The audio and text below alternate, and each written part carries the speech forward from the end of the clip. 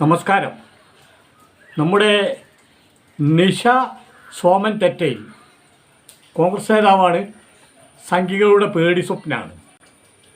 അപ്പോൾ നിഷ സോമൻ തെറ്റയിൽ നമ്മളെ വിദ്യാർത്ഥി സമരവുമായി ബന്ധപ്പെട്ട് നരേന്ദ്രമോദിയെയും അമിത്ഷായെയും പൊളിച്ചെടുക്കുന്നുണ്ട് വളരെ കുറഞ്ഞ സമയം കൊണ്ട്. വല്ലാത്തയാതി ചോദ്യങ്ങൾ അപ്പോൾ പൊളിച്ചെടുക്കുന്നുണ്ട്. ആ വീഡിയോ ക്ലിപ്പ് നമുക്കൊന്ന് കാണാം.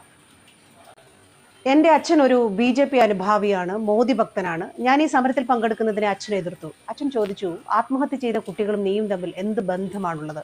സ്വന്തം കാര്യം നോക്കിയാൽ മതി. ഞാൻ അദ്ദേഹത്തോട് ചോദിച്ചു, നാളെ BJP അച്ഛൻ്റെ കൈകളിലേക്ക് ലക്ഷങ്ങൾ വെച്ച് തന്നാൽ എനിക്കും എൻ്റെ അനിയനും എന്ത് സംഭവിച്ചാലും നിങ്ങൾ പ്രതികരിക്കില്ല അല്ലേ? ജന്തർ മന്ദറിൽ സമരത്തിൽ പങ്കെടുക്കുന്ന ഒരു വിദ്യാർത്ഥിയുടെ പ്രതികരണമാണിത്. രാജ്യത്തെ ചെറുപ്പക്കാർ ഈ ചോദ്യം ചോദിച്ചു തുടങ്ങിയിരിക്കുന്നു. നീറ്റ് പരീക്ഷയ്ക്ക് 8ാം ക്ലാസ് മുതൽ പഠിച്ചു തുടങ്ങുന്ന കുട്ടികളുണ്ട്. ഞായറാഴ്ച എന്നില്ലാതെ, വെക്കേഷൻ എന്നില്ലാതെ, ഒരു അവധി എടുക്കാതെ, മര്യാദയ്ക്കൊന്ന് ഉറങ്ങാൻ പോലും കഴിയാതെ 4-5 വർഷം പഠിക്കുന്ന ഈ കുട്ടികളുടെ അധ്വാനവും മാനസിക സമ്മർദ്ദവും എത്രയാണെന്ന് 8ാം ക്ലാസ്സും ഗുസ്തിയും കള്ള സർട്ടിഫിക്കറ്റും ഒക്കെയായി നടക്കുന്നവനൊന്നും മനസ്സിലാവില്ല. വർഷങ്ങൾ പരിശ്രമിച്ച് നന്നായി പരീക്ഷ എഴുതിയിട്ട് ചോദ്യപേപ്പർ ചോർന്നു, പരീക്ഷ വീണ്ടും നടത്തണം എന്ന വാർത്ത കേട്ടപ്പോൾ മനസ്സു നൊന്ത 21 കുഞ്ഞുങ്ങളാണ് ആത്മഹത്യ ചെയ്തത്. അതിൽ പലരുടെയും മാതാപിതാക്കൾ കണ്ണീരോടെയാണ് അവിടെ വിദ്യാർത്ഥികളുടെ കൂടെ സമരത്തിൽ പങ്കെടുത്തുകൊണ്ടിരിക്കുന്നത്. അവരിൽ പലർക്കും അലൂമിനിയം ലാത്തി കൊണ്ട് ക്രൂര മർദ്ദനമേറ്റു. അതിലൊരു പിതാവ് ഒരു BJP-കാരനായിരുന്നു, മോദി ഭക്തനായിരുന്നു. അദ്ദേഹം കരഞ്ഞുകൊണ്ട് BJP-യുടെ മെമ്പർഷിപ്പ് കാർഡ് എടുത്ത് ഉയർത്തി കാണിച്ചു. വർഷങ്ങളായി നടക്കുന്ന നീറ്റ് ചോദ്യപേപ്പർ തട്ടിപ്പും CBSE പരീക്ഷ അട്ടിമറിച്ചതുമാണ് വിദ്യാർത്ഥികൾ തെരുവിലിറങ്ങാൻ കാരണം. നമ്മളിൽ പലർക്കും ഈ നീറ്റ് ചോദ്യപേപ്പർ തട്ടിപ്പിന്റെ വ്യാപ്തി അറിയില്ല. അതുകൊണ്ടാണ് സംഘപരിവാർ സമരത്തെ എതിർക്കുന്നത്. 2016 മുതലാണ് നീറ്റ് UG എന്ന രാജ്യവ്യാപകമായി മെഡിക്കൽ എൻട്രൻസ് ടെസ്റ്റ് നടത്താൻ തുടങ്ങിയത്. അന്ന് മുതൽ ഇന്ന് വരെ 152 ചോദ്യപേപ്പറുകളാണ് ലീക്ക് ചെയ്യപ്പെട്ടത്. ഇന്ന് വരെ അത് തടയാൻ കഴിഞ്ഞിട്ടില്ലാത്ത കഴിവുകെട്ട സർക്കാരാണ് നരേന്ദ്രമോദിയുടേത്. പക്ഷേ ഇത് കഴിവുകേട് മാത്രമാണ് എന്ന് നിങ്ങൾ കരുതുന്നുണ്ടോ? അതിനു മുമ്പ് എന്തുകൊണ്ട് വിദ്യാർത്ഥികൾ ഇത്ര വികാരഭരിതരാകുന്നു എന്നുകൂടി മനസ്സിലാക്കണം. നമ്മുടെ രാജ്യത്ത് മൊത്തം 1,36,939 മെഡിക്കൽ സീറ്റുകളാണുള്ളത്. അതിൽ പകുതിക്കടുത്ത് മാത്രമേ ഗവൺമെന്റ് സീറ്റുകളുള്ളൂ. 441 ഗവൺമെന്റ് മെഡിക്കൽ കോളേജുകളിൽ ആകെ 63,296 സീറ്റുകളാണുള്ളത്. പ്രൈവറ്റ് മെഡിക്കൽ കോളേജുകളിൽ 73,643 സീറ്റുകളുണ്ട്. ഇവിടുത്തെ ഫീസ് ഒരു വർഷം ഏകദേശം 80 ലക്ഷം മുതൽ 2 കോടിക്കും അടുത്ത് വരും. ഈ 60,000 ഗവൺമെന്റ് സീറ്റുകൾ കാശുള്ളവർ 30 ലക്ഷവും 50 ലക്ഷവും എറിഞ്ഞുകൊടുത്ത് ക്വസ്റ്റ്യൻ പേപ്പർ അടിച്ചു മാറ്റി കയറി പറ്റുന്നതാണ്. ഇതാണ് യഥാർത്ഥ പ്രശ്നം. നീറ്റ് പരീക്ഷയുടെ ആകെ മാർക്ക് 720.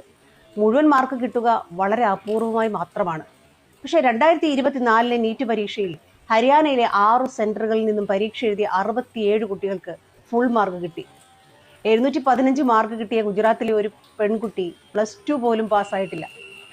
ഈ ഫോട്ടോയിൽ കാണുന്നത് BJP നേതാവ് ദിനേശ് ബിൻവാൾ, രാജസ്ഥാനിലെ BJP നേതാവാണ്.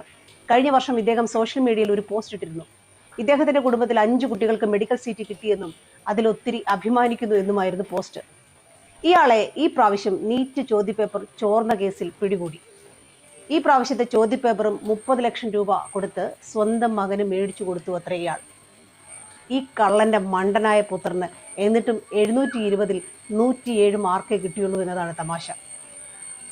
BJP-യുടെ ഈ ചോട്ടാ നേതാവിന്റെ കുടുംബത്തിൽ 5 സീറ്റ് കിട്ടിയിട്ടുണ്ടെങ്കിൽ ഈ 63,000 സീറ്റിൽ എത്ര എണ്ണം BJP-കാരും കുടുംബക്കാരും കൈക്കലാക്കിയിട്ടുണ്ടാവും? 30 ലക്ഷവും 50 ലക്ഷവും കൊടുത്ത് ചോദ്യപേപ്പർ വാങ്ങാൻ കെൽപ്പുള്ളവർ എന്തിനാണ് സാധാരണക്കാരുടെ സീറ്റിൽ കയറി കൈയിട്ട് വരുന്നത്?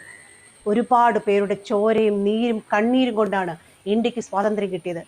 അത് ബ്രിട്ടീഷുകാരുടെ പാദസേവ ചെയ്തവർക്കും മനസ്സിലായിട്ടില്ല എന്നതുപോലെ തന്നെയാണ് വർഷങ്ങളോളം ഉറക്കമൊളിച്ച് പഠിച്ച് പരീക്ഷ എഴുതുന്ന കുട്ടികളുടെ നൊമ്പരം ഈ കള്ള പരീക്ഷകൾക്ക് മനസ്സിലാവാതെ പോയത്. 8ാം ക്ലാസ്സും ഗുസ്തിയും വ്യാജ സർട്ടിഫിക്കറ്റും ഉണ്ടാക്കി നടക്കുന്നവർക്കാർക്കും, അവരെ താങ്ങിക്കൊണ്ട് നടക്കുന്നവർക്കും അതിൻ്റെ വിലയൊന്നും മനസ്സിലാവില്ല.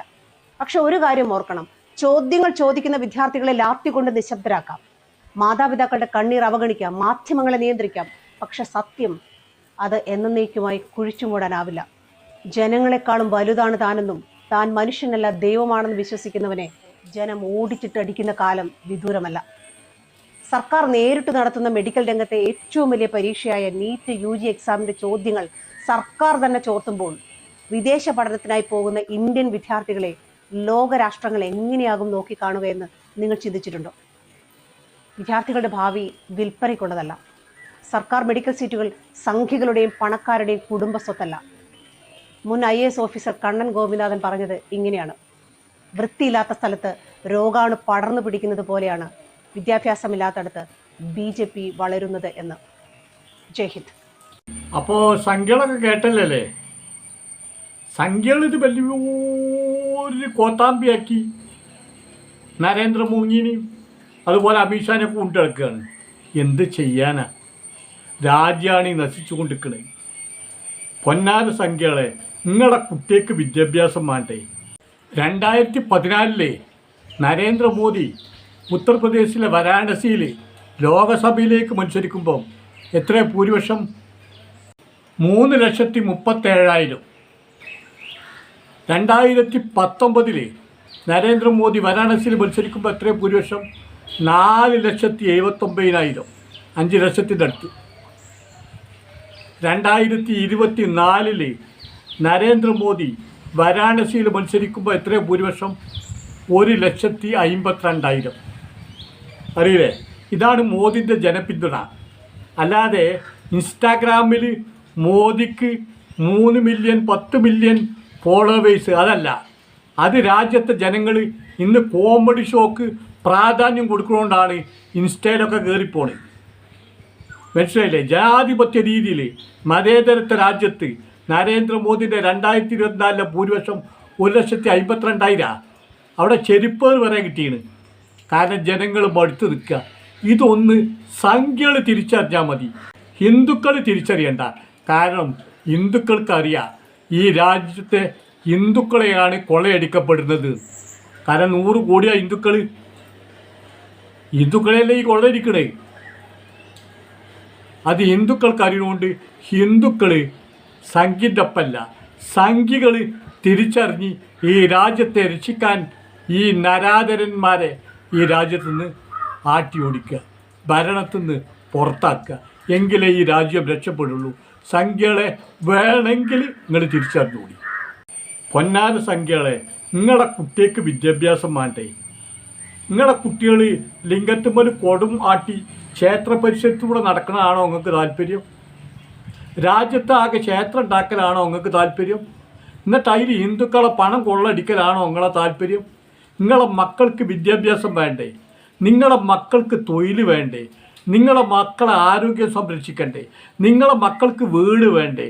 നിങ്ങളെ മക്കൾക്ക് നല്ല വസ്ത്രം വേണ്ടേ? നിങ്ങളെ മക്കൾക്ക് ചാണകവും ഗോമൂത്രവും അല്ലാതെ നല്ല ഭക്ഷണം വേണ്ടേ? രാജ്യത്തുനിന്ന് നരാധരന്മാരെ നാട് കടത്തണം, അല്ലാതെ ഈ നാട് നന്നാവില്ല. സംഘി ഭരണം അവസാനിപ്പിക്കണം. ഇതൊക്കെ നിങ്ങൾ ആഗ്രഹിക്കുന്നു എങ്കിൽ ഇല്ല, ചാണകവും ഗോമൂത്രവും കഴിച്ച് ഈ ക്ഷേത്രത്തിൻ്റെ ചുറ്റോടിറ്റും ലിംഗത്ത് പോലെ കൊടാട്ടി നടക്കാനാണ് നിങ്ങളെ പരിപാടിയെങ്കിൽ ഇത് മതി, ഈ ഭരണം മതി. രാജ്യമാണ് ഈ നശിച്ചു കൊണ്ടിരിക്കുന്നത്. തലൻ്റെ ഉള്ളിൽ യാതൊരു വെളിവും വെള്ളിയാഴ്ച ഇല്ലാത്ത ഒരു ചെങ്ങായിയാണ് ഇന്ത്യ രാജ്യം ഭരിക്കുന്നത്. അത് മനസ്സിലാക്കുക. ലോക നേതാവിൻ്റെ പട്ടം PR വർക്കിലാണ്.